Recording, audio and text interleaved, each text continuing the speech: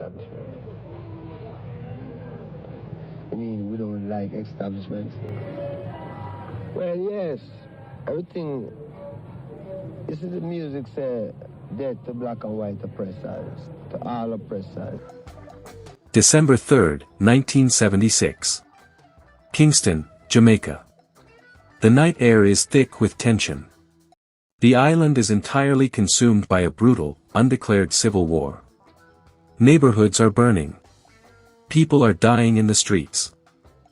At 56, Hope Road, a sprawling colonial mansion in the center of the city, a band is rehearsing. They are preparing for a massive free concert aimed at stopping the very violence tearing their country apart. In the crosshairs of automatic weapons was a man who armed himself only with a guitar. A man who survived a politically motivated assassination attempt, only to walk onto a stage just 2 days later, stare down the barrel of history, and sing. This is Nesta Robert Marley. You know him as Bob.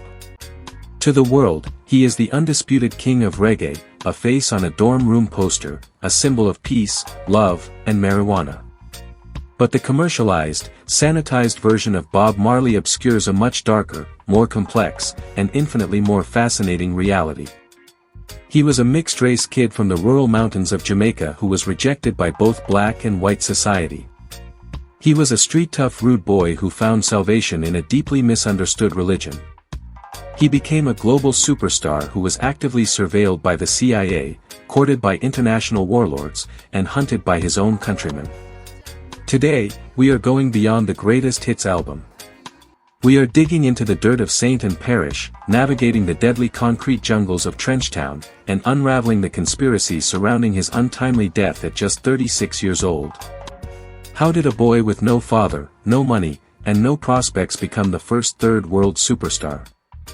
And why, decades after his death, is his legacy worth over $500 million? To understand the man who would write Redemption Song, you have to strip away the electric guitars and the stadium crowds. You have to travel deep into the Jamaican interior, far from the white sand beaches, to a tiny, impoverished rural hamlet called 9 Mile. It was here, on February 6, 1945, that a boy named Nesta Robert Marley was born into a world of complex racial and social hierarchies. His birth was the result of a union that shocked the local community. His mother, Cedella Booker, was an 18-year-old Afro-Jamaican farm girl. His father, Norval Sinclair Marley, was a 60-year-old white Jamaican of English descent and a former quartermaster in the Royal Marines. Norval was more than 3 times Cedella's age. As a white overseer in a society still reeling from the legacy of colonial slavery, his relationship with a young black farm girl was scandalous. For Norval's wealthy, respectable family in Kingston, it was entirely unacceptable. Under pressure from his family, Norval abandoned Cedella shortly after they married, providing only sporadic financial support. He was a phantom in young Bob's life, a ghost riding a horse on the edge of the village. Because of his mixed heritage, Bob didn't fit in anywhere. In 9 Mile, he was mocked by the local black children and called white boy. This early rejection shaped his entire worldview. He wasn't black enough for the locals, and he wasn't white enough for the ruling class. Bob was forced to forge his own identity. He learned early on that if he was going to survive, he had to rely on his inner strength. He was a quiet, observant child, known in the village for a strange, mystical habit, reading palms. The locals believed the young boy had the gift. But the agrarian life in 9 Mile offered no future. By the late 1950s, Jamaica was undergoing a massive shift. Thousands of rural citizens were migrating to the capital city of Kingston, chasing the promise of jobs and modern living. Cedella Booker packed up her few belongings and took her young son to the city. They ended up in Trenchtown. To call Trenchtown a neighborhood would be a generous understatement. It was a sprawling, government-built housing project that quickly devolved into a desperately poor slum. The streets were unpaved. Entire families crammed into single rooms, sharing communal kitchens and outhouses. But Trenchtown was also a cultural pressure cooker. It was the Harlem of Jamaica. Because nobody had money, entertainment was made on the porches and in the alleyways. And the music of the moment was ska, a frantic, upbeat fusion of American rhythm and blues picked up on transistor radios from Miami, mixed with traditional Caribbean calypso. In Trenchtown, Bob was no longer the quiet country boy. To survive the gangs and the rude boy street culture, he had to toughen up. He earned the nickname, Tough Gong, because you had to be as tough as a gong to walk those streets at night. But Bob found an alternative to the street violence, a rundown courtyard owned by a local musician named Joe Higgs. Joe Higgs was a local legend, a man who offered free vocal harmony lessons to the neighborhood kids to keep them out of trouble. It was in Higgs' yard that destiny intervened. Bob, practicing his vocals, crossed paths with two other ambitious teenagers, Neville, Bunny Wailer, Livingston and Winston, Peter Tosh, McIntosh. Together, they realized their voices possessed an uncanny, magical blend. Bunny provided the soaring high tenor, Peter anchored them with a rich, booming baritone, and Bob sat right in the middle, his voice carrying a raw, raspy emotional weight. Under the harsh Kingston sun, sweating in a concrete yard, the original wailing Wailers were born. They were young, they were hungry, and they were armed with a sound that was about to break out of the slums and conquer the entire world. But first, they had to convince a brutal, cutthroat music industry to give them a chance. It was 1963. Jamaica had just gained independence from Great Britain a year prior, and the island's youth were bursting with electric energy. If you had talent and wanted to be heard, there was only one destination in Kingston, 13, Brentford Road, Studio One. Studio One was run by Clement Coxsone Dodd, the godfather of Jamaican music. Dodd was an unyielding star maker, dozens of hopefuls lined up outside his studio every morning, but Dodd rejected almost all of them. When Bob Marley, Peter Tosh, and Bunny Wailer walked into the audition room, they weren't just another vocal trio, they were a force of nature. Dodd signed them on the spot. Their very first release, Simmer Down, recorded in late 1963, exploded across the island. It went straight to number 1 on the Jamaican charts, selling over 80,000 copies. The song was a direct plea to the rude boys, the disenfranchised, armed street youths of Kingston, asking them to control their violent tempers. Despite back-to-back hits, the money never reached the band. Producers like Coxsone Dodd paid young artists a flat fee for a recording session, taking full ownership of the master tapes. Bob and the group were national stars, but they were still broke, sleeping on thin mattresses in Trenchtown. Frustrated by exploitation, Bob temporarily paused his musical career in 1966. He moved to Wilmington, Delaware, where his mother had relocated. Working night shifts as a forklift driver and assembly line worker under the alias, Donald Marley, Bob saved money to buy his own equipment and break free from predatory Jamaican record labels. When Bob returned to Jamaica in late 1966, everything had changed. The tempo of Jamaican music slowed down. The frantic pace of ska transformed into the deep, bass-heavy groove of reggae. The Wailers teamed up with eccentric production genius Lee "Scratch" Perry. Perry pushed Bob to sing deeper, softer, and dig into his raw emotional core, producing underground masterpieces like Dippy Conqueror and Soul Rebel. By 1972, the Wailers were stranded in London after a failed European tour, penniless and desperate. Bob walked unannounced into the offices of Island Records and demanded a meeting with founder Chris Blackwell. Blackwell was a wealthy Anglo-Jamaican entrepreneur who understood something traditional record executives didn't. Reggae shouldn't be sold as cheap novelty singles, it should be packaged like grand, album-oriented rock music. Blackwell gave the Wailers an unprecedented £4,000 cash advance to fly back to Jamaica and record a full album. Industry insiders told Blackwell he was insane, that Jamaican musicians would take the money and disappear. They didn't disappear. They delivered Catch a Fire in 1973. Blackwell polished the tapes in London, layering overdubbed rock guitar solos and synthesizer lines onto the heavy roots rhythms. It was revolutionary. For the first time, reggae was marketed with high-art album covers, liner notes, and full-scale international tours. Followed closely by Burnin', in 1973, featuring "I Shot the Sheriff," which Eric Clapton later covered, taking it to #1 on the US Billboard charts. The Wailers were poised for massive global dominance. But success brought internal fractures. Bunny Wailer hated long bus tours through cold western cities, calling them Babylonian journeys. Peter Tosh resented Blackwell pushing Bob to the forefront as the main frontman, suspecting racial favoritism toward the lighter-skinned Bob. By late 1974, Tosh and Wailer walked away. Bob didn't break down, he rebuilt. Renaming the group Bob Marley and the Wailers, he brought in the I3s, featuring his wife Rita Marley, Marcia Griffiths, and Judy Mowatt, to supply soaring female backing vocals.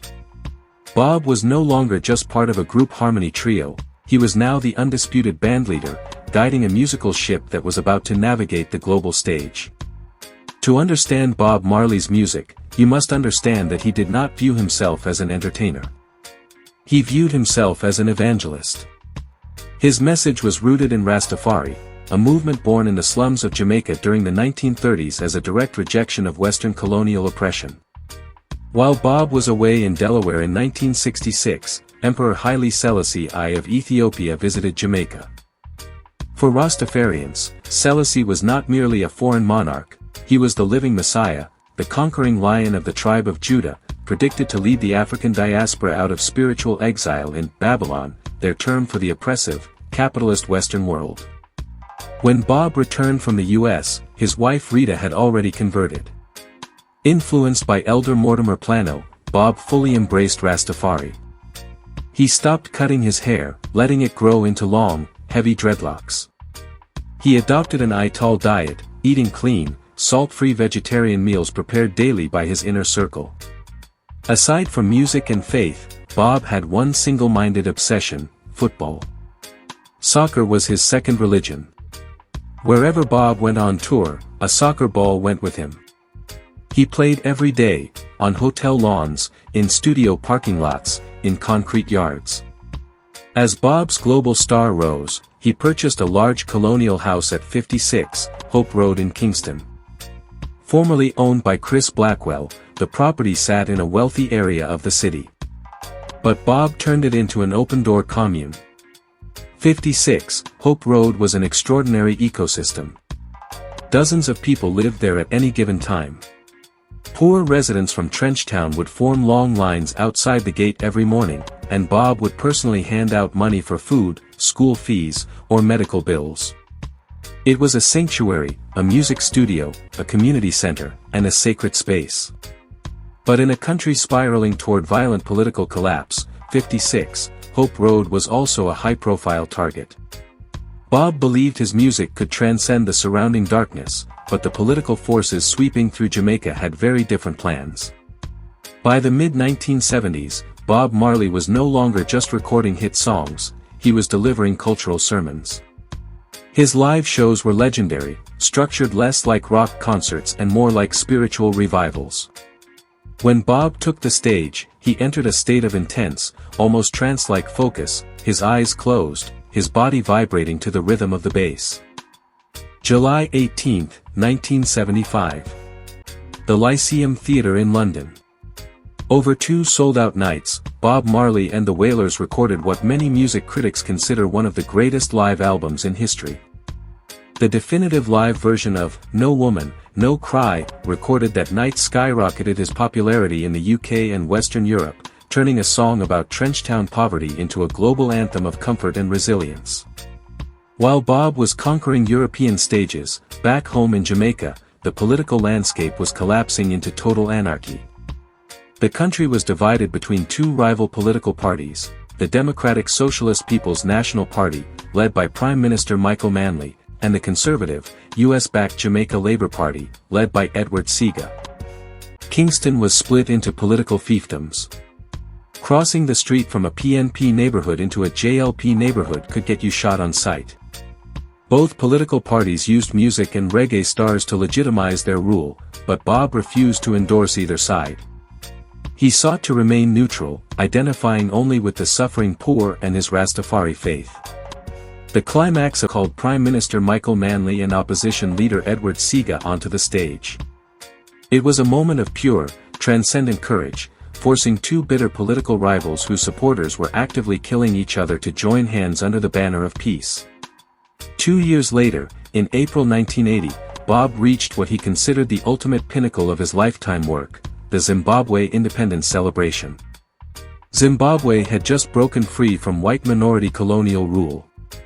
Bob paid out of his own pocket to charter cargo planes carrying over 20 tons of staging equipment, sound systems, and light rigs to Africa. When tear gas was fired into the crowds by police overwhelmed by thousands of fence-crashing fans outside the stadium, Bob's band briefly fled the stage. But Bob stayed behind, singing through the haze. He wasn't just a pop star anymore, he was a symbol of African liberation, anti-colonial resistance, and global unity. Behind the global tours and political grandstanding lay a complex, often chaotic private life. In February 1966, at just 21 years old, Bob married Rita Constantia Anderson, a talented young singer in her own right who would become a foundational pillar of his musical and spiritual journey. Their relationship was a complicated mixture of deep spiritual devotion, professional partnership, and personal sacrifice. Rita was not only Bob's wife, she was his backing vocalist in the I-Threes, his confidant, and the person who managed much of the day-to-day chaos surrounding his home life. Bob's belief system and his lifestyle meant that his personally advised full amputation of the toe to prevent the cancer from spreading. But Bob refused. As a devout Rastafarian, Bob believed the body was a sacred temple that must not be mutilated or severed. Furthermore, he feared amputation would hinder his ability to tour and dance on stage. Instead, he opted for a less invasive skin graft taken from his thigh. For 3 years, it seemed the cancer was gone. The Wailers toured relentlessly, filling arenas across North America and Europe. September 21, 1980. New York City. While jogging in Central Park with his close friend Alan "Skill" Cole, Bob collapsed to the ground, suffering a severe seizure. At the hospital, brain scans revealed a horrific truth: the melanoma had metastasized. Tumors were actively growing in his brain, lungs, and liver. He was given less than a month to live. Despite doctors' warnings, Bob insisted on performing one last time. On September 23, 1980, at the Stanley Theatre in Pittsburgh, Bob Marley stepped onto a concert stage for the final time in his life. Weakened, pale, and carrying terminal cancer in his brain, he gave a soaring, 2-hour performance. When traditional chemotherapy in the United States proved ineffective and stripped Bob of his iconic dreadlocks, he traveled to Bad Wiessee, Germany. He placed his trust in Dr. Joseph Issels, a controversial physician who practiced holistic, alternative cancer therapies, including hyperthermia and strict dietary regimens. For 8 months in the freezing Bavarian Alps, Bob fought for his life. But by May 1981, his body began to shut down entirely. Weighing under 80 pounds, Bob requested to be flown home to Jamaica to die on his native soil. He never made it back to Kingston. During the flight across the Atlantic, his vital signs plummeted. The plane made an emergency landing in Miami, Florida. On May 11, 1981, at Cedars of Lebanon Hospital, Bob Marley passed away at the age of 36. While it is historically documented that the CIA monitored political figures across Jamaica during the Cold War, the theory that his cancer was secretly engineered by foreign intelligence agencies is unsupported by medical evidence. Bob Marley died from a recognized, highly aggressive form of skin cancer that was allowed to spread unchecked when early surgical amputation was turned down. On May 21, 1981, the nation of Jamaica gave Bob Marley an official state funeral. Hundreds of thousands of people lined the streets from Kingston up into the misty mountains of 9 Mile, singing his songs, weeping, and celebrating the life of a boy from the slums who became a prophet for the world. When Bob Marley died, he left behind a musical catalog that was changing the world. But behind the scenes, he also left behind one of the most complex, contentious financial estates in entertainment history. Bob Marley never signed a will. According to Rastafarian beliefs, signing a last will and testament was an acknowledgement of mortality, an admission that the physical body would eventually perish. Because he died intestate, under Jamaican law at the time, his vast estate was to be divided between his widow, Rita, and his recognized children. What followed was over a decade of fierce legal litigation involving accountants, record labels, legal advisors, and family members. At one point, the estate's future hung in the balance as financial institutions tried to sell the master rights to third-party conglomerates. Eventually, Rita Marley and Bob's children gained unified control of his image, likeness, and recording catalog. Under the umbrella of House of Marley and LTB Music, the family transformed Bob Marley from a legendary musician into one of the most profitable posthumous brand empires on the planet. During his physical lifetime, Bob Marley never won a single Grammy Award. The Grammy system, slow to recognize foreign roots music, didn't create a Best Reggae Album category until 1985, 4 years after his death. Posthumously, however, the world caught up to his genius. In 1994, he was inducted into the Rock and Roll Hall of Fame by Bono. In 1999, Time magazine declared his 1977 masterpiece Exodus the album of the century, outranking iconic records by the Beatles, Michael Jackson, and Bob Dylan. In 2001, he was awarded the Grammy Lifetime Achievement Award, cementing his permanent place in the pantheon of music history. Walk through the slums of Trenchtown, the high-rise avenues of Tokyo, the favelas of Brazil, or the open plains of the Serengeti, and you will find the face of Bob Marley painted onto walls, worn on shirts, and etched into hearts. He was not just a pop star. Pop stars capture a moment, prophets capture eternity. Bob Marley was born into obscurity, forged in poverty, targeted by assassins, and cut down by illness in his prime at just 36 years old. Yet, he achieved something almost no other artist in history has ever accomplished. He made music that transcends language, race, politics, and time. In a world that remains divided, his anthem remains universal. One love. One heart. Let's get together and feel alright.